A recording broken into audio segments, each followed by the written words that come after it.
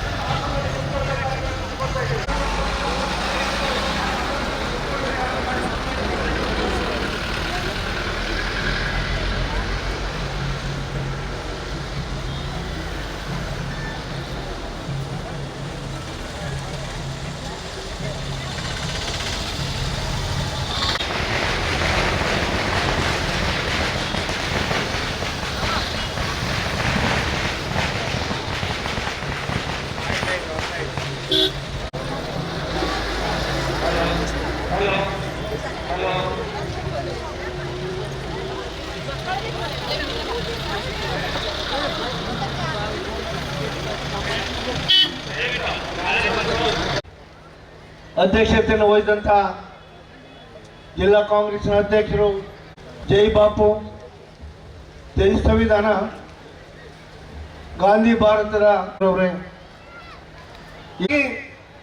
ನಾನು ಈ ಕಾರ್ಯಕ್ರಮ ಸಮಾರೋಪ ಮಾಡಬೇಕಂತ ಐವನ್ ಡಿಸೋಜರವರು ತಾವು ಬೈಂದೂರು ಕ್ಷೇತ್ರದಲ್ಲಿ ಮಾಡಬೇಕು ಅಂತ ಸಮಾರೋಪ ಹೇಳಿ, ಆದರೆ ಕುಂದಾಪುರದಲ್ಲಿ ಸ್ವಲ್ಪ ವಿಳಂಬ ಆದ್ರಿಂದ ನಾವು ಡೇಟ್ ಇಟ್ಟಾಗಿ ಪ್ರಚಾರಕ್ಕೆ ಹೋದ ಮೇಲೆ ನಮಗೆ ಮುಂದೆ ಹಾಕ್ಲಿಕ್ಕೆ ಆಗಿಲ್ಲ. ಆ ದೃಷ್ಟಿಯಲ್ಲಿ ನಮಗೆ ಕಾರ್ಯಾಧ್ಯಕ್ಷರು ಮಂಜುನಾಥ್ ಬಂಡಿ ಅವರು ಡೇಟ್ ಕೊಟ್ಟರು, ಐವನ್ ಡಿಸೋಜ ಡೇಟ್ ಕೊಟ್ಟರು, ಮಂತ್ರಿಗಳು ಡೇಟ್ ಕೊಟ್ಟರು. ಈ ಕಾಲ ಕೂಡಿ ಬಂದಿದ್ದರಿಂದ ಇದೊಂದು ಅದ್ದೂರಿ ಕಾರ್ಯಕ್ರಮವನ್ನು ಇವತ್ತು ಮಾಡಲಿಕ್ಕೆ ತಮ್ಮ ಕಾರ್ಯಕರ್ತರಿಂದ ಆಗಿದೆ ಅಂತ ಹೆಮ್ಮೆಯಿಂದ ಹೇಳಲಿಕ್ಕೆ ಇಷ್ಟಪಡ್ತಾರೆ.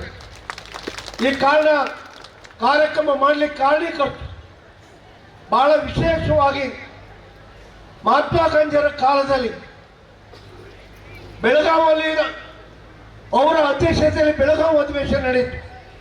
1924 ಡಿಸೆಂಬರ್ 26, 27 ಆ ಅಧಿವೇಶನ ಬೆಳಗಾವಿ ನಡೆದಂಥ ದಿನದಿಂದ ಜನವರಿವರೆಗೆ 100 ವರ್ಷಗಳ ಕಳೆದಿದೆ. ಆ ಅಧಿವೇಶನದಲ್ಲಿ ಸಾಕಷ್ಟು ದೊಡ್ಡ ವ್ಯಕ್ತಿಗಳು ಭಾಗವಹಿಸುತ್ತಾರೆ.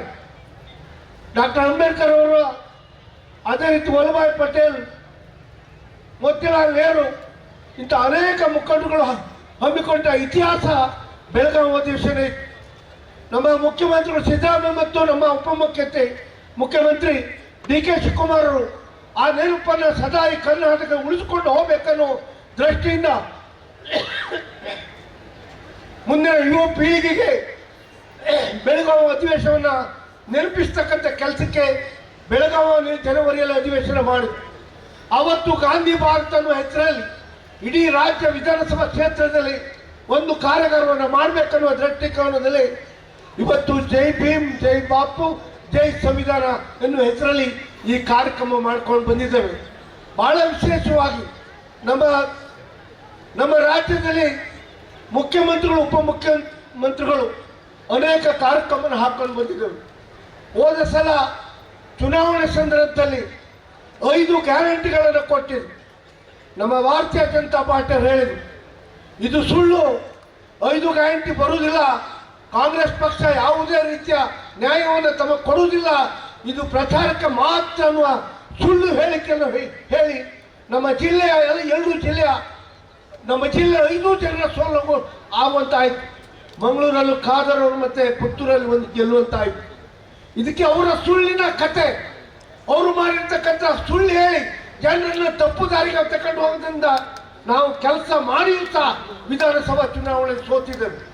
ನಿಮ್ಗೆ ಗೊತ್ತಿದೆ ಈ ಕ್ಷೇತ್ರದಲ್ಲಿ ಏನು ಕೆಲಸ ಮಾಡಿದ್ದೇವೆ ಅಂತ. ಬಹುಶಃ ಈ ಕ್ಷೇತ್ರದ BO ಕಚೇರಿ ನಮ್ಮ ಕಾಲಾಗಿದೆ, ತಹಶೀಲ್ದಾರ್ ಕಚೇರಿ ನಮ್ಮ ಕಾಲಾಗಿದೆ, ಮಿನಿ ವಿಧಾನಸೌಧ ನಮ್ಮ ಕಾಲಾಗಿದೆ, ಇಡೀ ಡ್ಯಾಮ್ಗಳು ನಮ್ಮ ಕಾಲಾಗಿದೆ, ಸೇತುವೆಗಳು ನಮ್ಮ ಕಾಲಾಗಿದೆ, ಬಂದರುಗಳು ನಮ್ಮ ಕಾಲಾಗಿದೆ, KEB ಸಬ್ ಡಿವಿಷನ್ ನಮ್ಮ ಕಾಲಾಗಿದೆ, BO ಆಫೀಸ್ ನಮ್ಮ ಕಾಲಾಗಿದೆ, KSRTC ಡಿಪೋ ಆಗಿದೆ. ಇದೆಲ್ಲ ಅಭಿವೃದ್ಧಿ ಕೆಲಸ ಆದರೂ ಸಹ ಜನ ನಮ್ಮನ್ನು ಓಟನ್ನು ಹಾಕೋದನ್ನು ಬಿಟ್ಟು ಅವರು ಸುಳ್ಳು ಹೇಳಿದ್ರೆ ಜನ ಓಟ್ ಕೊಟ್ಟು ನಮ್ಮ ಸರ್ಕಾರ ಇವತ್ತಿದೆ. ಏನು ಮುಖ್ಯಮಂತ್ರಿಗಳು, ಉಪಮುಖ್ಯಮಂತ್ರಿಗಳು ಏನು ಘೋಷಣೆ ಮಾಡಿದ್ದಾರೆ ಗ್ಯಾರಂಟಿಯನ್ನ, ಅದು ಇವತ್ತೊಂದು ಪ್ರಮಾಣ ವಚನ ಸ್ವೀಕಾರ ಮಾಡಿ 1 ಗಂಟೆ ಒಳಗೆ ಅದನ್ನು ಅನುಷ್ಠಾನ ಮಾಡಿದಂಥ ಸರ್ಕಾರ ಇದ್ರೆ ಅದು ಈ ರಾಷ್ಟ್ರದಲ್ಲಿ ಕಾಂಗ್ರೆಸ್ ಸರ್ಕಾರ ಅನ್ನೋ ಮಾತನ್ನು ಹೇಳಲಿಕ್ಕೆ ಇಷ್ಟಪಡ್ತೇನೆ. ಹೇಳಿದ್ರು ಇದು ಸುಳ್ಳು, ಪ್ರಚಾರಕ್ಕೆ ಇವರು ಹಣ ಸಿಕ್ಕುತ್ತಿಲ್ಲ. ನಮ್ದೀಗ 5 ಗ್ಯಾರಂಟಿ ಅನುಷ್ಠಾನ ಆಗಿದೆ. ಇದು ಮಾಡ್ಲಿಕ್ಕೆ ಕಾರಣ ಏನು? ಕಾಂಗ್ರೆಸ್ ಪಕ್ಷ ಯಾವಾಗಲೂ ಪ್ರಚಾರಕ್ಕೋಸ್ಕರ ಕಾರ್ಯಕ್ರಮವನ್ನು ಹಾಕ್ಕೊಳ್ಳೋದಿಲ್ಲ. ಅದರಲ್ಲಿ ಏನೋ ಒಂದು ನೋವಿದೆ, ಆ ನೋವಿನ ಪರಿಹಾರ ಮಾಡಬೇಕಾದ್ರೆ ಏನಾದ್ರು ಮಾಡಬೇಕು ಅನ್ನುವ ಕಾರ್ಯಕ್ರಮ ಕಾಂಗ್ರೆಸ್ ಪಕ್ಷ ಮಾಡ್ತದೆ. ತಾವು ಕೇಂದ್ರದಲ್ಲಿ 10 ವರ್ಷಗಳ ಕಾಲ ಅಧಿಕಾರದಲ್ಲಿದೆ. ತಾವು ಹೇಳಿದ ಮಾತನ್ನು ವಚನಭ್ರಷ್ಟರು ಆಗಿದ್ರು. 15 ಲಕ್ಷ ಪ್ರತಿ ಕುಟುಂಬಕ್ಕೆ 15 ಲಕ್ಷ ಹಣ ಕೊಡ್ತೇನೆ ಅಂದ್ರೆ 15 ಪೈಸೆ ಕೊಡಲಿಲ್ಲ ನಿಮಗೆ ಕೇಂದ್ರ ಸರ್ಕಾರ. ಜನರಲ್ಲಿ ಅಕೌಂಟ್ ಮಾಡಿ ಅಂತ ಹೇಳಿದ್ರು. ನಮ್ಮ ಕಮದ ಕೋಣೆಯಲ್ಲಿ ಅಲ್ಲೆಲ್ಲ ಕ್ಯೂ ನಿಂತು ಬಿದ್ದು ಜ್ಯೂಸಂಟಾಗಿ ಸರ್ಬತ್ ಕುಡಿಸಿ ಅವ್ರನ್ನ ಉಳಿಸುವಂತ ಕೆಲಸ ಆಯ್ತು. 5 ಪೈಸೆ ಹಾಕಿದ್ರು. ಯಾವ ಕೆಲಸ ಅವ್ರು ಹೇಳ್ತಾರೆ, ಯಾವ ನೋಟ್ ಬ್ಯಾನ್ ಮಾಡಿದ್ರು, ಯಾವ ನೋಟ್ ಬ್ಯಾನ್ ಇಂದ ಸಂಪೂರ್ಣವಾಗಿ ಉದ್ಯಮಿಗಳು ನೆಲ ಕಚ್ಚಿ ಹೋದ್ರು. ಇವತ್ತು ಉದ್ಯೋಗ ಸೃಷ್ಟಿ ಮಾಡುವಂತ ಕೆಲಸ ಮಾಡಿಲ್ಲ. ವರ್ಷಕ್ಕೆ ಕೋಟಿಗಟ್ಟಲೆ ಉದ್ಯೋಗ ಸೃಷ್ಟಿ ಮಾಡ್ತೇನೆ ಅಂತ ಹೇಳಿದ್ರು. ಇವತ್ತು 2 ಕೋಟಿ ಉದ್ಯೋಗ ಕೊಡ್ತಾ ಇದ್ರು. ಒಂದು ಉದ್ಯೋಗ ಸೃಷ್ಟಿ ಮಾಡೋಕ್ಕಾಗದೆ ಜನ ವಲಸೆ ಹೋಗುವಂಥ ಪರಿಸ್ಥಿತಿ ಆಯಿತು. ಇವತ್ತು GST ಎಲ್ಲ ಬರ್ಕೊಂಡ್ರು ಕೇಂದ್ರ ಮುಖಂಡರುಗಳು, GST ಆ ರೀತಿ ಮಾಡಬೇಡಿ, ತೊಂದರೆ ಆಗುತ್ತೆ, ಜನ ಸತ್ತು ಹೋಗ್ತಾರೆ, ಕಷ್ಟ ಆಗುತ್ತೆ.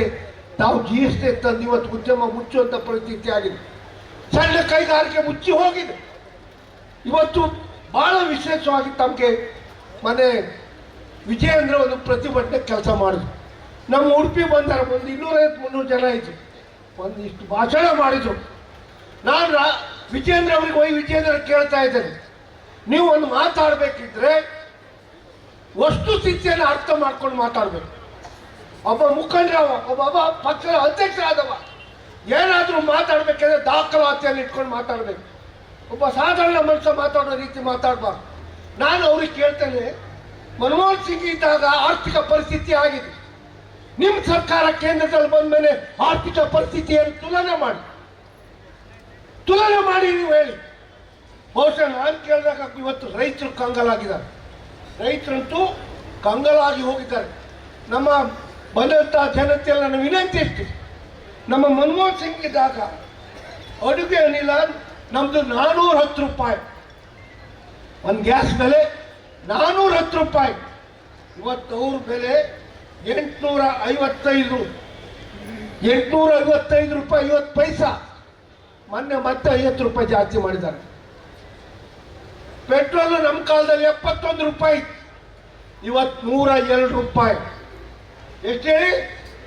102. ಡೀಸೆಲ್ ನಮ್ದು 55 ರೂಪಾಯಿ, ಇವತ್ತು ಅವ್ರದ್ದು 90 ರೂಪಾಯಿ. ಅಮ್ಮ ಯಾರು ಜಾಸ್ತಿ? ನಮ್ಮ ಕಾಲದಲ್ಲಿ ಜಾಸ್ತಿಯಾ ಅಥವಾ ಇವತ್ತು ಮೋದಿ ಸರ್ಕಾರದಲ್ಲಿ ಜಾಸ್ತಿಯಾ? ನೀವು ತಕ್ಕಡಿ ಇಟ್ಟು ತೂಕ ಮಾಡ್ಬೇಕು. ಬಹಳ ವಿಷಯ. ಗೋಧಿ ನಮ್ಮ ಕಾಲದಲ್ಲಿ 18 ರೂಪಾಯಿ, ಇವತ್ತು 58 ರೂಪಾಯಿ. ಅಡುಗೆ ಎಣ್ಣೆ ನಮ್ಮ ಕಾಲ 70, ಇವತ್ತು 170. ಅಕ್ಕಿ ನಮ್ಮ ಕಾಲದಲ್ಲಿ 30, ಇವತ್ತು 66 ರೂಪಾಯಿ. ಸಕ್ಕರೆ ನಮ್ಮ ಕಾಲದಲ್ಲಿ 30, ಅವರದ್ದು 60 ರೂಪಾಯಿ. ಆ ಟೂತ್ ಪೇಸ್ಟ್ ಅನ್ನ ಹೇಳಲಿಕ್ಕೆ ಹೋಗುದಿಲ್ಲ.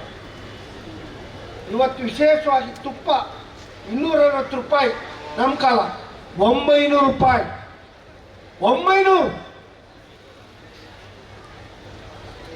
ಚಿನ್ನ 28,000 ನಮ್ಮ ಕಾಲದಲ್ಲಿ. ಇವತ್ತು 92 ಅಂತ ಇನ್ನೂ ಜಾಸ್ತಿ ಆಗಿದೆ. 92,000 ಅಮ್ಮ. ನೀವು ಮಗಳು ಮದುವೆ ಮಾಡಬೇಕಾದ್ರೆ ಯಾವ್ದಾದ್ರು ಒಂದು ಮದುವೆ ಆಸ್ತಿ ಮಾರಿ ಮಕ್ಕಳ ಮದುವೆ ಮಾಡುವಂತ ಪರಿಸ್ಥಿತಿ ಈ ಬಿಜೆಪಿ ಸರ್ಕಾರ ತಂದಿದೆ. ನೀವು ಆಲೋಚನೆ ಮಾಡ್ಬೇಕು. ತಿಂಗಳ ಬೆಲೆ ಬೆಳ್ಳಿ 43 ರೂಪಾಯಿ, ಇವತ್ತು 84 ರೂಪಾಯಿ. ಕಬ್ಬಿಣ 39 ರೂಪಾಯಿ, ಇವತ್ತು 73 ರೂಪಾಯಿ. ಮನೆ ಕಟ್ಟಬೇಕಾದ್ರೆ ಡಬಲ್ 25 ಲಕ್ಷ ಆದ್ರೆ 50 ಲಕ್ಷ. ಸಿಮೆಂಟ್ 260 ರೂಪಾಯಿ ಇತ್ತು, 410 ರೂಪಾಯಿ. 410. ಔಷಧಿ ಎಲ್ಲ ಬಿಡಿ, ಅದು ಹೇಳಲಿಕ್ಕೆ ಆಗಲ್ಲ ಬಿಡಿ. ನಿಮಗೆ ಬೇರೆ ಅಷ್ಟೇ. ರಸಗೊಬ್ಬರ ಒಂದು ಹೇಳ್ತೇನೆ. ನಮ್ಮ ಕಾಲದಲ್ಲಿ 11.25 ಇದೆ, ಈಗ 1900 ರೂಪಾಯಿ. ಗೊಬ್ಬರ ಹಾಕ್ತಿರಲ್ಲ ತೋಟಕ್ಕೆ, ಅಡಿಕೆ ತೋಟದವರು, ಭತ್ತಕ್ಕೆ, ತೆಂಗಿನ ತೋಟ 1900 ಮುಟ್ಟಿ ನೋಡ್ಬೇಕು. ಈ ಕೇಂದ್ರ ಸರ್ಕಾರ ಓಟ್ ಹಾಕ್ದವರು ನೀವು ಮತ್ತೆ ಆಲೋಚನೆ ಮಾಡ್ಬೇಕು. 340 ಇದ್ದವರು 240 ಹೋಗಿದ್ದಾರೆ. ಮುಂದೆ ನೀವು ಅವ್ರಿಗೆ ಓಟ್ ಹಾಕಬಾರ್ದು, ಅವರು 100ಕ್ಕೆ ಇಳಿಬೇಕು. ಕೇಂದ್ರದಲ್ಲಿ ಕಾಂಗ್ರೆಸ್ ಸರ್ಕಾರ ಬರಬೇಕು. ತಾವು ಓಟ್ ಹಾಕುವಂತ ಪ್ರವರ್ತನೆ ಬೆಳೆಸ್ಕೊಳ್ಬೇಕು. ಯಾವುದೇ ಅಪಪ್ರಚಾರಕ್ಕೆ ತಾವು ಬೆಲೆ ಕೊಡಬಾರ್ದು. ಕಾಂಗ್ರೆಸ್ ಕಡೆ ತಾವು ಮುಖ ಮಾಡಿ ಓಟ್ ಹಾಕುವಂತ ಕೆಲಸ ಮಾಡ್ಬೇಕಂತ ಹೇಳ್ಕೊಂಡು, ಇವತ್ತು ಬಿತ್ತನೆ ಬೀಜ ಬೇರೆ ಬೇರೆ ಹೇಳಿಕ್ಕೆ ಹೋಗೋದು ತುಂಬಾ ಜನ ಮಾತಾಡ್ಲಿಕ್ಕೆ ಇದ್ದಾರೆ. ನಮ್ಮ ವಿನಂತಿ ಇಷ್ಟೇ, ಕಾಂಗ್ರೆಸ್ ಪಕ್ಷದ ಮುಖಂಡರ ಹತ್ರ, ಕಾರ್ಯಕರ್ತರ ಹತ್ರ, ನಮ್ಮ ಆಸ್ಕರ್ ಫ್ರೆಂಡ್ಸ್ ಹೋದ್ಮೇಲೆ ನಮಗೆ ಕಷ್ಟ. ನಾವೇನಾದ್ರೂ ಸಾಕು ಜಿಲ್ಲೆಗೆ ಏನಾದ್ರು ಅನುದಾನ ತರಬೇಕಾದ್ರೆ, ಒಂದು ನಿಮಿಷ ಇದೀವ್ರೆ ಸ್ವಲ್ಪ ಕೂತಿದ್ದಾರೆ, ನಮ್ಗೆ ಬೇಕು. ಮಂಜುನಾಥ್ ಬಂಡೇರು ನಮ್ಗೆ ಬೇಕು. ಯಾಕಂದ್ರೆ ಆಸ್ಕರ್ ಇದ್ದಾಗ ನಮ್ಗೆ ಅನುದಾನ ತರಬೇಕಾದ್ರೆ ಅವ್ರನ್ನ ಕರ್ಕೊಂಡು ಹೋಗಿ ಮುಖ್ಯಮಂತ್ರಿ ಹತ್ರ ಹೇಳಿ ಅನುದಾನ ತಂದು ಸೋಲಿ ಗೆಲ್ಲಿ ಅನುದಾನ ತರಿಸಿಕೊಡುವಂತ ಕೆಲಸ ಆಸ್ಕರ್ ಕಾಲದಲ್ಲಿ ಆಗ್ತಾ ಇದೆ. ಇವತ್ತು ನಾನು ಜಯಪ್ರಕಾಶ್ ರೆಡ್ಡಿ ಹತ್ರ, ಮಂಜುನಾಥ್ ಬಂಡೇರ ಹತ್ರ, ಐರನ್ ಡಿಸೋಜರ್ ಹತ್ರ ಕೇಳೋದಿಷ್ಟು, ಸೋತು ಕಾಲಾವಧಿ ಸೋಲುವುದಿಲ್ಲ. ನಾವು ಕಾಲಾವಧಿ ಅಧಿಕಾರ ಕಳ್ಕೊಳ್ಳೋದಿಲ್ಲ. ಹಿಂದೆ ಗೆದ್ದಿದ್ದೇವೆ, ಸೋತಿದ್ದೇವೆ, ಮತ್ತೆ ಅಧಿಕಾರಕ್ಕೆ ಹೋಗಿದ್ದೇವೆ 2 ಜಿಲ್ಲೆಯಲ್ಲಿ. ಮತ್ತೆ ಮುಂದಿನ ದಿನ ಈ 2 ಜಿಲ್ಲೆ ಗಾಳಿ ಬದಲಾವಣೆ ಆಗ್ತಾ ಇದೆ. ಈ ಗಾಳಿ ಬದಲಾಗುವ ಸಂದರ್ಭದಲ್ಲಿ ಕಿಂಚಿತ್ತು ಮಾಜಿ ಶಾಸಕರುಗಳಿಗೆ, ನಮ್ಮ ಸ್ವತಂತ್ರ ಅಭ್ಯರ್ಥಿಗಳಿಗೆ ಸ್ವಲ್ಪ ಅನುದಾನ ತರಿಸಿಕೊಡುವಂತ ಆಸ್ಕರ್ ಅವರ ಕೆಲಸವನ್ನ ನಾವು ಮಾಡಬೇಕು 3 ಜನ ಅಂತ ಹೇಳಿ. ಇಲ್ಲದಿದ್ರೆ ನಾವು ಕಾರ್ಯಕರ್ತರಿಗೆ ಉತ್ತರ ಕೊಡ್ಲಿಕ್ಕೆ ಹೋಗಕ್ಕಾಗ್ತದೆ. ನಾನು ಹಳ್ಳಿಗೆ ಹೋಗಿದ್ದೇನೆ. 6 ದಿನದಿಂದ ಹಳ್ಳಿಗೆ ಹೋದಾಗ ನಾವು ಓಟ್ ಹಾಕಿದ್ದೇವೆ, ನಿಮಗೆ ಲೀಡ್ ಕೊಟ್ಟಿದ್ದೇವೆ, ನಮ್ಮ ರಸ್ತೆ ಹಾಳಾಗಿದೆ, ಏನಾರು ಮಾಡಿ ಅಂತ ಹೇಳ್ತಾರೆ. ಬಹುಶಃ ತಾವು ಮನಸ್ಸು ಮಾಡಿದರೆ ಮುಖ್ಯಮಂತ್ರಿಗಳ ಹತ್ರ ನಾವೆಲ್ಲ ಹೋಗಿ ಕೂತ್ಕೊಂಡು ಏನಾದರೂ ಸ್ವಲ್ಪ ಅನುದಾನ ಕೊಟ್ಟರೆ ನಾವು ಮತ್ತೆ ಹಳ್ಳಿಗೆ ಹೋಗ್ಲಿಕ್ಕಾಗುತ್ತೆ. Booth meeting ಮಾಡ್ಲಿಕ್ಕಾಗುತ್ತೆ. ಇಲ್ದಿದ್ರೆ ನಿನ್ನೆ ಒಂದು ಹೊಸೂರಿಗೆ ಹೋಗಿದ್ದೆ, ತೂದಳ್ಳಿಗೆ ಹೋಗಿದ್ದೆ, ಕೋಳಿಬೇರಿಗೆ ಹೋಗಿದ್ದೆ. ಅಲ್ಲಿ ರಸ್ತೆ ಡೊನೇಷನ್ ಮಾಡಿ 10 ಲಕ್ಷ ರೂಪಾಯಿ ಹಣ ಕಲೆಕ್ಟ್ ಮಾಡಿ ರಸ್ತೆ ಮಾಡ್ತಾ ಇದ್ದಾರೆ. ನಮ್ಮ ಜನರ ಪರಿಸ್ಥಿತಿ ಇವತ್ತು ಈ ಪರಿಸ್ಥಿತಿ ಆಗುತ್ತೆ. ಆದ್ರಿಂದ ತಮ್ಮತ್ತು ವಿನಂತಿ ಇಷ್ಟೇ, ಆಸ್ಕರ್ ಅವರ ಗುಣ ನಿಮ್ಮಲ್ಲಿದೆ. ಆಸ್ಕರ್ ಗಲ್ಡಿಯಲ್ಲಿ ಬೆಳೆದಿದ್ರಿ. ನಮ್ಮ ಆಲ್ ಇಂಡಿಯಾ ಅಧ್ಯಕ್ಷರು ಮಲ್ಲಿಕಾರ್ಜುನ್ ಖರ್ಗೆ ಅವರ ಭಾವ ಅಳಿಯ ಮತ್ತು ಅವ್ರ ಒಟ್ಟಿಗೆ ನಿಮ್ಮ ರಾಜಕೀಯ ಪ್ರಾರಂಭ ಅಲ್ಲಿಂದ ಆಗಿದೆ. ಆದ್ರಿಂದ ತಮ್ಗೆ ಶಕ್ತಿ ಇದೆ, ತಮ್ಮನ್ನು ಒಪ್ಪಿಸ್ಕೊಳ್ಳುವಂತ ಕೆಲಸ ನಮ್ಮ ಜಿಲ್ಲೆಯವರು ಮಾಡ್ಬೇಕಂತ ನಾವು ತೀರ್ಮಾನ ಮಾಡಿದ್ದೇವೆ. ನೀವು ನಮಗೆ ಸಹಾಯ ಮಾಡಬೇಕು. ನಾವು ನಿಮ್ಮೊಟ್ಟಿಗೆ ಇದ್ದೇವೆ. ನಿಮ್ಮ ಚುನಾವಣೆ ಬಂದಾಗ ನೀವು ಇಲ್ಲಿ ಬರುವುದೇ ಬೇಡ, 100% ವೋಟ್ ಹಾಕಿ ಕಳಿಸಿಕೊಡುವಂತ ಕೆಲಸ ನಾವು ಮಾಡ್ತೇವೆ. ನೀವು ಅದ್ರ ಬಗ್ಗೆ ಅನುಮಾನ ಬೇಡ. ಆ ರೀತಿ ನಾವು ಕೆಲಸ ಮಾಡ್ತೇವೆ. ನೀವು ಸ್ವಲ್ಪ ನಮಗೆ 2 ಜಿಲ್ಲೆಗೆ ಸ್ವಲ್ಪ ನಮ್ಮೊಟ್ಟಿಗಿದ್ದು ಕೆಲಸ ಮಾಡಲಿಕ್ಕೆ ಅವಕಾಶ ಕಲ್ಪಿಸಿಕೊಡ್ಬೇಕಂತ ಹೇಳಿ ನನಗೆ ಇವತ್ತು ಮಾತಾಡಲಿಕ್ಕೆ ಅವಕಾಶ ಕೊಟ್ಟು ನಾನು 2 ಬ್ಲಾಕ್ ಅಧ್ಯಕ್ಷರುಗಳು ನಾನು ಕೇಳೋದಿಷ್ಟೇ ಕಾರ್ಯಕರ್ತರಲ್ಲಿ, ಈ ಬಾರಿ ಒಂದ್ಸಲಿ ಬ್ಲಾಕ್ ಕಾಂಗ್ರೆಸ್ ಮುಖಂಡರುಗಳು ಬಹಳ ಸಾಕಷ್ಟು ಕೆಲಸ ಮಾಡಿದ್ದಾರೆ. ಇಲ್ಲಿ ಮುಖಂಡರು ಸ್ವಲ್ಪ ಬಿಸಿ ನಮ್ಮ ಬೈಂದೂರು ಬ್ಲಾಕಲ್ಲಿ ಏನು ಕಂಡು ನಂಗೆ ಪುರ್ಸೋತಿಲ್ಲ, ಏನು ಕಂಡು ನಂಗೆ ಇವತ್ತು ಟೈಮ್ ಇಲ್ಲ. ಆದರೆ ನನಗೆ ಖುಷಿ ಅಂದರೆ ಯಾರಿಗೂ ಟೈಮ್ ಇಲ್ಲದಿದ್ರೆ ಬೂತ್ ಕಾಂಗ್ರೆಸ್ಸಿನ ಮುಖಂಡರು ಗ್ರಾಮೀಣ ಅಧ್ಯಕ್ಷರು ಕೆಲಸ ಮಾಡಿ ಈ ಕಾರ್ಯಕ್ರಮನ ಒಂದು ಮಾದರಿ ಕಾರ್ಯಕ್ರಮವನ್ನು ಮಾಡಿದ್ರಿ. ನಿಮ್ಮ ನಾಯಕತ್ವ ನೀವಿದ್ರು ಮಾತ್ರ ನಾ ನಾಯಕ, ನೀವಿಲ್ದಿದ್ರೆ ಗೋಪಾಲ್ ಪೂಜೆ.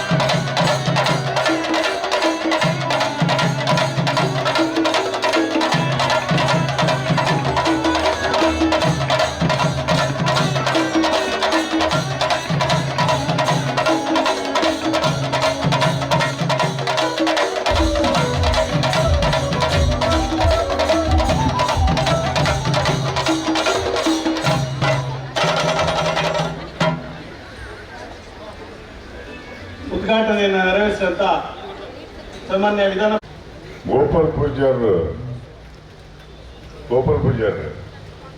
ನಾನು ಮಿನಿಸ್ಟರ್ ಆಗಿದ್ದಾಗ ಅವ್ರು ಬೈ ಎಲೆಕ್ಷನ್ ಗೆದ್ದು ಬಂದದ್ದು. ಅಲ್ಲೂ ಸಹ ಕುಂದಾಪುರ ಕನ್ನಡ ಮಾತಾಡ್ತಿದ್ದೀರಿ, ಇಲ್ಲಿ ಬಂದು ಶುದ್ಧ ಕನ್ನಡ ಮಾತಾಡೋಕೆ ಶುರು ಮಾಡಿದ್ರು ಅವರು. ಅದು ಹೇಗೆ ಬದಲಾಯ್ತು ನಂಗೆ ಗೊತ್ತಿಲ್ಲ. ಆಗಂತೂ ವಿಧಾನಸಭೆಯಲ್ಲಿ ಅವ್ರಿಗೆ ಕುಂದಾಪುರ ಕನ್ನಡ ಬಿಟ್ಟರೆ ಬೇರೆ ಕನ್ನಡವೇ ಮಾತಾಡ್ತಿರ್ಲಿಲ್ಲ ಅವರು.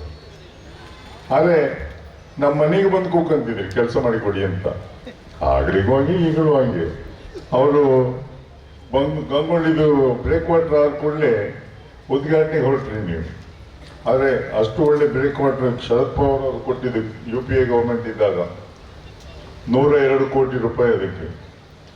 ಅದನ್ನು ಇವ್ರು ಮಾಡೋದಂತ ಹೇಳ್ತೀವಿ. ಕೋಡೇರಿದು ಪ್ರಾರಂಭ ಮಾಡಿದ್ರೆ ನಾವು ಮಂತ್ರಿಗೆ ಡೀಸೆಲ್ ಸಬ್ಸಿಡಿ ಇದು ಸಬ್ಸಿಡಿ ಇದ್ದಿದ್ದು 35 ಪೈಸಾ. ಸಿದ್ದರಾಮಯ್ಯ ಹಣಕಾಸು ಸಚಿವರಾಗಿದ್ದಾಗ, ನಾನು ಮಂತ್ರಿ ಆಗಿದ್ದಾಗ ಸಂಪೂರ್ಣ ಸೇಲ್ಸ್ ಟ್ಯಾಕ್ಸ್ ಎಕ್ಸಂಪ್ಷನ್ ಮಾಡ್ತಾರೆ. ನಂದು ಒಂದು ಕೋರಿಕೆ ಇದೆ. ಈಗ ಮೊದಲು ನಾವು ಯಾರು ಸೇಲ್ಸ್ ಟ್ಯಾಕ್ಸ್ ಎಕ್ಸಂಪ್ಷನ್ ಬೆನಿಫಿಷಿಯರಿ ಇದ್ದರೋ ಅವರ ಅಕೌಂಟಿಗೆ ದುಡ್ಡು ಹೋಗ್ತಾ ಇತ್ತು. ಈಗ ಸೇಲ್ಸ್ ಟ್ಯಾಕ್ಸ್ ಅನ್ನು ಕಟ್ ಮಾಡಿ ಡೀಸೆಲ್ ಅನ್ನ ಕೊಡ್ತಾ ಇದ್ದೀರಿ. ಅದು ತಪ್ಪು. ಪುನಃ ವಾಪಸ್ ಅವರ ಅಕೌಂಟಿಗೆ ಹೋಗುವ ವ್ಯವಸ್ಥೆ ಮಾಡಿದಾಗ ಮಾತ್ರ ಡೀಸೆಲ್ ಅನ್ನ ಕದ್ದು ಮಾಡ್ಲಿಕ್ಕೆ ಆಗೋದಿಲ್ಲ ಅನ್ನುವಂಥ ಮಾತನ್ನು ಹೇಳಲಿಕ್ಕೆ ಇಚ್ಛೆ ಪಡ್ತೇನೆ ನಾನು. ಎಲ್ಲವೂ ಕೊಟ್ಟಂಥದ್ದು ಕಾಂಗ್ರೆಸ್ ಸರ್ಕಾರ. ಈಗ ನಾನು ಮನಮೋಹನ್ ಸಿಂಗ್ ಅವ್ರ ಸರ್ಕಾರದಲ್ಲಿ ಬ್ರೇಕ್ ವಾಟರ್ ಕೊಟ್ಟದಾಗ ಫುಡ್ ಸೆಕ್ಯೂರಿಟಿ ಆಗಿ ಆಹಾರ ಭದ್ರತೆ ಕಾಯ್ದೆ, ಆಧಾರ್ ಕಾರ್ಡು, GST ಹೇಳಿದ್ರು, ರೈಟ್ ಟು ಎಜುಕೇಶನ್, ಶಿಕ್ಷಣದ ಭದ್ರತೆ, ಮಕ್ಕಳಿಗೆಲ್ಲ ಸರ್ಕಾರಕ್ಕೆ ಒಳ್ಳೆ ಖಾಸಗಿ ಶಾಲೆಗೆ ಸೀಟ್ ಕೊಡ್ಲಿಕ್ಕೆ ವ್ಯವಸ್ಥೆ ಮಾಡಲಿಲ್ವಾ? ಇವೆಲ್ಲವೂ ಅಂದು ಇವರು ವಿರೋಧ ಮಾಡಿದ್ರು. ಇವತ್ತು ಅವ್ರು ನಾವು ಮಾಡಿದ್ದು ಅಂತ ಹೇಳಿಲ್ಲ. ಎಲ್ಲವೂ ಪ್ರಾರಂಭ ಆದದ್ದು ಮನಮೋಹನ್ ಸಿಂಗ್ ಅವರು ಸರ್ಕಾರ ಇದ್ದಾಗ. ಆಗ ಅಪಾದನೆ ಮಾಡಿದ್ರು. ನಮ್ದು 2G ಸ್ಕ್ಯಾಮ್ ಅಂತ ಹೇಳಿದ್ರು. 1,26,000 ಕೋಟಿ ಅವ್ಯವಹಾರ ಆಗಿದೆ ಅಂತ. ಈಗ ಅದಿಲ್ಲ ಅಂತ ಹೇಳಿದ್ರು. ಕೋರ್ಟೇ ಒಪ್ಪಿತು. ಕೋಲ್ಗೇಟ್ ಇದು ಅದು 1,26,000 ಕೋಟಿ ಅವ್ಯವಹಾರ ಆಗಿದೆ. ಈಗ ಅದು ಇಲ್ಲ ಅಂತ ಆಯ್ತು. ಕಾಮನ್ವೆಲ್ತ್ ಗೇಮ್ ಇದು ಅದು ಸುಳ್ಳಂತ ನಿನ್ನೆ ED ಅವರು ಫೈಲ್ ಮಾಡಿದ ರಿಪೋರ್ಟ್ ಅನ್ನ ಕೋರ್ಟ್ನವ್ರು ಒಪ್ಪಿ ಆಯ್ತು. ಹಾಗಾದ್ರೆ ಚುನಾವಣೆ ಗೆಲ್ಲಿಕ್ಕೋಸ್ಕರ ದೆಹಲಿಯಲ್ಲಿ ಕೇಜ್ರಿವಾಲ್ ಅವರು, ಅಣ್ಣಾ ಹಜಾರೆ ಅವರ ಜೊತೆ ಇವರೆಲ್ಲ ಸೇರಿ ಮಾಡಿದ ನಾಟಕ ಇದೆಯಲ್ಲ, ಎಷ್ಟು ದೊಡ್ಡ ದುರಂತ ಆಯ್ತು ಜನರಿಗೆ ಅನ್ನುವಂಥದ್ದು ಇವತ್ತು ಚರ್ಚೆಗೆ ಶುರುವಾಗ್ಲಿ. ಇಲ್ಲದೇ ಇದ್ರೆ ಅವರು ಸುಳ್ಳನ್ನು ಹೇಳ್ತಾ ಬಂದು ಸತ್ಯ ಮಾಡಿದ್ರು. ನಾವು ಸತ್ಯವನ್ನೇ ಸತ್ಯ ಅಂತ ಹೇಳ್ಕೊಂಡು ಸರಿ ಮಾಡ್ಲಿಕ್ಕೆ ಆಗದೇ ಇದ್ದಂತ ಪರಿಸ್ಥಿತಿ ನಾವು ಬಂದ್ಬಿಟ್ಟಿತ್ತು. ಆದ್ರೆ ಇವತ್ತು ಅದನ್ನ ಆಲೋಚನೆ ಮಾಡಿ.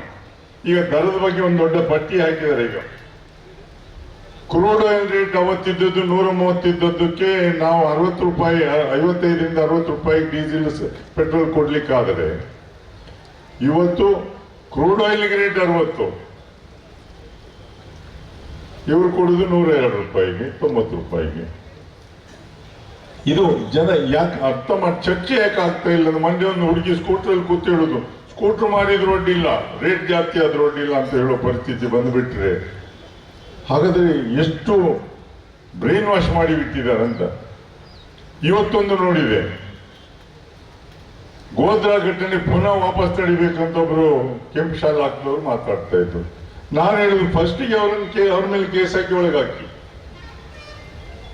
ಹೌದು, ಯಾಕಂದ್ರೆ ಕಾನೂನು ಬಾಹಿರದು. ಈಗ ಒಂದು ಹೊಸ ಇದನ್ನು ಮಾಡಿದಾರಲ್ಲ ಟಾಸ್ಕ್ ಫೋರ್ಸ್, ಅವ್ರು ಹೇಳಿದ್ದೇನು, ಮೊನ್ನೆ ಒಬ್ರು ಮಾಜಿ ಸಚಿವರು ಹೇಳಿದ್ದನ್ನು ಕೇಳಿದೆ, ಹಿಂದೂಗಳನ್ನು ದಮನ ಮಾಡಲಿಕ್ಕೆ ಹಿಂದೂಗಳನ್ನ ಯಾವ ಜಾತಿಯವರು ತಪ್ಪು ಮಾಡಿದ್ರು ಅದರಲ್ಲಿ ಶಿಕ್ಷೆ ಆಗ್ತದೆ, ಅದು ನಮ್ಮ ಸರ್ಕಾರದ ಬದ್ಧತೆ. ಆದರೆ ಹಿಂದೂ ಕಾರ್ಯಕರ್ತ ಅನ್ನುವ ಹೇಳುವುದನ್ನು ನಿಲ್ಲಿಸಬೇಕು ಅನ್ನೋದು ನಾನು, ಯಾಕಂದ್ರೆ ನಾವು ಸಹ ಹಿಂದೂ, ನಮ್ಮ ಕಾರ್ಯಕರ್ತ ಅಲ್ಲ ಅವರು ತಪ್ಪನ್ನ ಮಾಡಿದಕ್ಕೆ ಶಿಕ್ಷೆ ಆಗಿದೆ. ಆದರೆ ನೀವು ಅವರನ್ನ ವೈಭವೀಕರಿಸುವಂತ ನಿಲ್ಲಿಸಿ, ನೀವು ಅಂಥದ್ದನ್ನು ವೈಭವೀಕರಿಸಲಿಕ್ಕೆ ಹೋದ್ರೆ ಇನ್ನು ಮುಂದೆ ಸಹ ಇಂಥ ಘಟನೆಗಳು ನಡೆಯುವಂತ ಸಾಧ್ಯತೆಗಳಿದೆ. ಅದಾಗದಂತೆ ನಾವು ನೋಡಬೇಕು. ನಾನು ಇಲ್ಲಿ ಹೆಚ್ಚು ಹೆಂಗಸರೆಲ್ಲ ಬಂದು ಒಂದು ಕೇಳ್ಕೊಳ್ತೇನೆ, ನಿಮ್ಮ ಮನೆ ಮಕ್ಕಳನ್ನೇ ಜಾಗ್ರತೆ ಮಾಡಿ. ಅವ್ರು ಹೇಳ್ತಾರಂತ ಮುಂದೆ ಬಿಟ್ಟು ನಾಳೆ ಒಳಗೆ ಹೋದ್ರೆ ಅಥವಾ ಏನಾದ್ರೂ ಹೆಚ್ಚು ಕಮ್ಮಿ ಆದ್ರೆ ಅವ್ರು ಯಾರು ಬರೋದಿಲ್ಲ. ಸುಹಾಸ್ ಶೆಟ್ಟಿ ಅಪ್ಪ ಹೇಳಿದ್ರಲ್ಲ, ಅದೇ ಗತಿ. ಅದಕ್ಕೋಸ್ಕರ ಅದನ್ನ ಯಾವುದನ್ನು ಯಾರ ಮನೆಯ ಮಕ್ಕಳನ್ನು ಮುಂದೆ ನಾನು ಕೇಳುವಂಥದ್ದು ಅದನ್ನು ಮಾಡಲಿಕ್ಕೆ. ಹಾಗಾದ್ರೆ ನಿಮ್ಮ ಮನೆ ಮಕ್ಕಳು ಹೋಗ್ತಾರ ವಿದೇಶದಲ್ಲಿ ಕಲಿತು, ವಿದೇಶದಲ್ಲಿ ಕೆಲ್ಸಕ್ಕೆ ಇರ್ಕ, ಇಲ್ಲಿ ಯಾರ್ದೋ ಬಡ ಅಪ್ಪ ಮಕ್ಕಳನ್ನು ತಗೊಂಡು ನೀವು ಮುಂದೆ ಹಾಕಿದ್ರೆ ಮುಂದೆ ಗತಿ ಏನು? ಅವ್ರ ಕಣ್ಣೀರು ಯಾರು ನೋಡುದು? ನಾವ್ಯಾರು ಹೋಗುದಿಲ್ಲ, ನೀವು ಯಾರು ಹೋಗುದಿಲ್ಲ. ಇದನ್ನ ಅರ್ಥ ಮಾಡ್ಕೊಳ್ಳಿಕ್ಕೆ ಜನರ ಮಧ್ಯೆ ನಮ್ಮ ಕಾರ್ಯಕರ್ತರು ಚರ್ಚೆ ಪ್ರಾರಂಭ ಮಾಡಿ, ನಮ್ಮ ಕೇಂದ್ರ ಸರ್ಕಾರ ಇದ್ದಾಗ ಏನು ಕೆಲಸ ಮಾಡಿತ್ತೋ ಅದು ಮಾಡದಿದ್ದದ ಅಪಾದನೆ ಹಾಕಿ, ನಾನು ಹೇಳುವುದಾದ್ರೆ ವಿನೋದ್ ರೈ ಅವರ ಮೇಲೆ ಅವರ ರಿಪೋರ್ಟ್ ತಪ್ಪು ಅನ್ನುವಂಥದ್ರ ಬಗ್ಗೆ ಒಂದು ಕೇಸನ್ನು ಹಾಕಬೇಕಾಗ್ತದೆ CAG ಅವರದ್ದು. ಇಲ್ಲದೇ ಇದ್ರೆ ಅವರ ರಿಪೋರ್ಟಿನ ಮೇಲೆ CBI ಎನ್ಕ್ವೈರಿ, ED ಎನ್ಕ್ವೈರಿ ಎಲ್ಲ ಮಾಡಿದ್ರು. ಅವ್ರ ಪಾರ್ಟಿಯ ಲಂಚತೆ ಕಂಡದ ಬಗ್ಗೆ ಕೇಸೇ ಇಲ್ಲ. ಬೇರೆಯವರು ಏನು ಮಾಡದಿದ್ರು ಅವ್ರ ಮೇಲೆ ಕೇಸನ್ನು ಹಾಕುವಂಥದ್ದು. ಇಂಥ ಪರಿಸ್ಥಿತಿಗೆ ತಂದಿಟ್ರೆ ಮುಂದೆ ಒಂದು ದಿವಸ ಏನು ಆಗ್ಬೋದು ಅಂತ. ಅದಕ್ಕೋಸ್ಕರ ನಾನು ಜನರ ಹತ್ರ ಕೇಳ್ಕೊಳ್ಳೋದಿಷ್ಟೇ, ನೀವೆಲ್ಲ ಇದ್ರ ಬಗ್ಗೆ ಚರ್ಚೆ ಪ್ರಾರಂಭ ಮಾಡಿ. ನಿಮ್ಮ ಹಳ್ಳಿಯಲ್ಲಿ ಮನೆಯಲ್ಲಿ ಚರ್ಚೆ ಆದಾಗ, ಇಲ್ಲದಿದ್ರೆ ಭಯ ಪಡುವಂತ ಅವಶ್ಯಕತೆ ಇಲ್ಲ. ನಿಮ್ಮನ್ನ ಜೈಲಿಗೆ ಹಾಕಕ್ಕಾಗ್ತಿಲ್ಲ ಅವರಿಗೆ, ಹಾಕೋದಾರ ಲೀಡರ್ಸ್ ಅನ್ನು ಮಾತ್ರ ಜೈಲಿಗೆ ಹಾಕಿದವರು, ತೊಂದರೆ ಇಲ್ಲ. ಜೈಲಿಗೆ ಹಾಕ್ಲಿಕ್ಕೆ ಹೋಗ್ಲಿಕ್ಕೆ ರೆಡಿ ಇದ್ದೇ ಎಲ್ಲ ಮಾತಾಡೋದು. ಅದಕ್ಕೋಸ್ಕರ ನಾವು ರಾಜ್ಯ ಸರ್ಕಾರ 5 ಗ್ಯಾರಂಟಿ ಹೇಳಿದ ಕೂಡಲೇ ಕೊಡ್ತಾ ಇತ್ತು. 15 ಲಕ್ಷ ಗೋಪಾಲ್ ಪೂಜಾರಿ ಕೊಡ್ಲಿಲ್ಲ. ಜನ್ಧನ್ ಅಕೌಂಟ್ ಓಪನ್ ಮಾಡಿದ್ರು. ಆ ಅಕೌಂಟ್ ಎಂತ ಆಯ್ತು ಗೊತ್ತಿಲ್ಲ. ಈಗ ಅಕೌಂಟಿಗೆ ದುಡ್ಡಿಲ್ಲದೆ ಇದ್ರೆ ಅದಕ್ಕೆ ಹಣ ಕಟ್ ಮಾಡ್ತಾರಮ್ಮ. ನಿಮ್ಮ ಅಕೌಂಟ್ ಅಲ್ಲಿ ನೀವು ದುಡ್ಡು ಹಿಡಿದಿದ್ರೆ ಅಕೌಂಟ್ ಓಪನ್ ಮಾಡ್ಲಿಕ್ಕೆ ಹೇಳುದು, ಈಗಲೇ ಕಟ್ ಮಾಡಿ ಆಯ್ತು. ಹಾಗಾದ್ರೆ ಜನರಿಗೆ ನೀವು ಖಾತೆ ಯಾಕೆ ತೆಗೆಸಿದ್ರಿ? ಹಾಗಾದ್ರೆ ನೀವು ಖಾತೆಯಿಂದ ಹಣ ನೀವೇ ತೆಗೆಯುವುದಾದ್ರೆ ಕ್ಯಾಶ್ ಟ್ರಾನ್ಸಾಕ್ಷನ್ ಇಲ್ಲ ಅಂತ, ಹಣಕಾಸು ಕ್ಯಾಶ್ ಇಲ್ಲ ಅಂತ, ಆಚೆ ವ್ಯವಹಾರ ಇಲ್ಲ ಅಂದ್ರು. ಈಗ ನಿಮ್ದು ಪ್ಲಾಸ್ಟಿಕ್ ಕಾರ್ಡಿಗೆ ಸಹ ಅವರು ದಂಡ ಹಾಕ್ತಾರೆ. ಇದೊಂದು ಪರಿಸ್ಥಿತಿಗೆ ತಂದಿಟ್ಟದನ್ನ ಒಂದ್ಸಲಿ ಮುಂದೆ ತಕೊಂಡು ದಡಾಲ ಮೇಲೆ ತಗೊಂಡು ದಡಾಲ ಹೊತ್ತಾಕ್ತಾರಂತಲ್ಲ ಊರಂಗೆ. ನಮ್ಮನ್ನೆಲ್ಲ ಹೊತ್ತಾಕಿ ಆಯ್ತು, ನಿಮ್ಮನ್ನೆಲ್ಲ ಹೊತ್ತಾಕಿ ಆಯ್ತು, ಇನ್ನಾರು ಎಚ್ಚೆತ್ಕೊಳ್ಳಿ ಅಂತ ನಾನು ಕೇಳೋದು. ನೀವು ಎಚ್ಚೆತ್ಕೊಳ್ಳದೆ ಇದ್ರೆ ಬಹಳ ಕಷ್ಟ ಆಗ್ತದೆ. ನಾನು ಮೊನ್ನೆ ಮಂಜುನಾಥ್ ಭಂಡಾರಿ ಅವರೊಂದು ಪತ್ರಿಕಾಗೋಷ್ಠಿ ಮಾಡಿ ಹೇಳಿದ್ರಿ, ಬಹಳ ಖುಷಿ ಆಯ್ತು ನನಗೆ. ಸಾಧು ಸಂತರು ಇದ್ರ ಬಗ್ಗೆ ಚರ್ಚೆಯನ್ನ ಮಾಡಬಾರ್ದು. ಖಂಡಿತ ಅವರು ಎಲ್ಲ ಧರ್ಮದ ಗುರುಗಳು ಸಹ, ಎಲ್ಲ ಧರ್ಮದ ಜನರಿಗೂ ಸಹ ಗುರುಗಳೇ ಅವರು. ಆದ್ದರಿಂದ ಒಂದು ಪಕ್ಷಕ್ಕೆ ಸರಿಯಾಗಿ ಮಾತಾಡ್ಲಿಕ್ಕೆ ಹೋಗುವಂಥದ್ದು ತಪ್ಪಾಗ್ತದೆ ಅನ್ನುವಂಥದ್ದನ್ನು ನಾನು ಯಾರು ಮಾತಾಡಬಾರ್ದು. ಇದನ್ನ ಮುಂದೆ ಇಂಥ ಘಟನೆಗಳು ನಡೆದೇ ಇರಬೇಕಾದ್ರೆ ಅವರು ಎಲ್ಲರಿಗೂ ಉಪದೇಶವನ್ನು ಹೇಳಬೇಕು ಬಿಟ್ರೆ ವೈಭವೀಕರಿಸಲಿಕ್ಕೆ ಹೋಗಬಾರ್ದು. ಈ ವೈಭವೀಕರಿಸಿದ್ರಿಂದಲೇ ಈ ಸಮಸ್ಯೆಗಳು ಉದ್ಭವ ಆಗುವಂಥದ್ದು. ನನಗೆ ಈ ಶಾಸಕರುಗಳೆಲ್ಲ ಮಾತಾಡಿದ್ರಲ್ಲ, ಒಬ್ರು ಮಾತಾಡಿದ್ರಂತೆ ನಿನ್ನೆ ಒಂದು ಬಂತು ವಿಡಿಯೋದಲ್ಲಿ, ಯಾರು ಹೇಳಿದ್ರು ರಾಹುಲ್ ಗಾಂಧಿ ಅವರಿಗೆ ಪಾರ್ಲಿಮೆಂಟ್ ಒಳಗೆ ಹೋಗಿ ಕಪಾಳ ಕೊಡದು ಬಂದ್ರೆ ನಂಗೆ ಖುಷಿ ಆಗ್ತದೆ ಅಂತ ಹೇಳಿದ್ರಂತೆ. ಇವರು ವಿಧಾನಸಭಾ ಸದಸ್ಯರಿಗೆ ಬೇರೆಯವರು ವಿಧಾನಸಭೆ ಒಳಗೆ ಹೋಗ್ಲಿಕ್ಕೆ ಗೊತ್ತೇ ಆಗೋದಿಲ್ಲ ಅಂತ ಗೊತ್ತಿದ್ರೆ ಪಾರ್ಲಿಮೆಂಟ್ ಒಳಗೆ ಇನ್ನೊಬ್ರಿಗೆ ಹೋಗ್ಲಿಕ್ಕೆ ಗೊತ್ತಿದ್ಯಾ? ಅಥವಾ ಇವರಿಗೆ ಧೈರ್ಯ ಇದ್ರೆ ಹೋಗಿ ಹೊಡಿಬಹುದಲ್ಲ? ಬೇರೆಯವರು ಬಡಬ್ಬಿ ಮಕ್ಕಳಂತಾರಲ್ಲ, ನಮ್ಮಲ್ಲಿ ಬಡ ಅಪ್ಪ ಅಮ್ಮನ ಮಕ್ಕಳನ್ನೇ ಯಾಕೆ ಕಳಿಸ್ಬೇಕು ಇವರು? ಅವ್ರಿಗೆ ಹೋಗ್ಲಿಕ್ಕೆ ಆಗೋದಿಲ್ಲ ಅಂದ್ರೆ ಅವ್ರ ಜೈಲಿಗೆ ಹೋಗ್ಬಾರ್ದು, ಹೋದ್ರೆ ನಿಮ್ಮ ಮಕ್ಕಳು ಹೋಗ್ಲಿ ಅಂತ. ಇದಕ್ಕೆಲ್ಲ ತಲೆ ಕೆಡಿಸ್ಕೊಳ್ಳಿಕ್ಕೆ ಹೋಗ್ಬೇಡಿ. ದಯವಿಟ್ಟು ಇಂಥ ಕೆಲಸವನ್ನ, ತಪ್ಪುಗಳನ್ನ ಮಾಡ್ಲಿಕ್ಕೆ ಅವ್ರೇನು ಉಪದೇಶವನ್ನ ಮಾಡ್ತಾರೆ ಅದನ್ನು ಕೇಳಬೇಡಿ, ಅಂತ ಕೆಲಸವನ್ನ ಮಾಡ್ಲಿಕ್ಕೆ ಹೋಗ್ಬೇಡಿ. ಯಾಕಂದ್ರೆ ನಮ್ದು ಮಲೆನಾಡಿನವರು ಸಹ ಭಾಷಣ ಪ್ರತಿ ಕಾರ್ಯಕ್ರಮದಲ್ಲಿ ಹೇಳ್ತಾರೆ, ಅಶೋಕ್ ಅವರೇ, ನಮ್ದು ಸರ್ವ ಜನಾಂಗದ ಶಾಂತಿಯ ತೋಟ ಅಂತ ಹೇಳ್ತೀವಿ. ಏನ್ ಹೇಳಿದವ್ರೆ? ಸರ್ವ ಜನಾಂಗದ ಶಾಂತಿಯ ತೋಟ ಅಂತ ವೇದಿಕೆಯಲ್ಲಿ ಭಾಷಣ ಮಾಡೋದು, ನಾಡಗೀತೆಯಲ್ಲಿ ಭಾಷಣ ಮಾಡುವಾಗ ನೀವು ಒಬ್ಬರ ಮೇಲೆ ಒಬ್ರು ದ್ವೇಷ ಅನ್ನ ಮಾಡಿ ಅಂತ ಭಾಷಣ ಮಾಡುವಂಥದ್ದು ಇದಾಗ್ಲೇಬಾರ್ದು. ಅದ್ರ ಬಗ್ಗೆ ತಲೆ ಕೆಡಿಸ್ಕೊಳ್ಬೇಡಿ. ನಿಮ್ಮ ಮನೆಯ ಮಕ್ಕಳನ್ನ ಶಾಲೆಗೆ ಕಳಿಸಿ, ಒಳ್ಳೆ ಶಿಕ್ಷಣವನ್ನ ಕೊಡಿಸಿ, ಒಳ್ಳೆ ಉದ್ಯೋಗಕ್ಕೆ ಕಳಿಸಿ. ಅವ್ರು ಹೇಗೂ ವರ್ಷಕ್ಕೆ 2 ಕೋಟಿ ಕೊಡ್ತೇವೆ ಅಂತ ಹೇಳಿ ನಾನು ಕೊಡ್ಲಿಲ್ಲಲ್ಲ.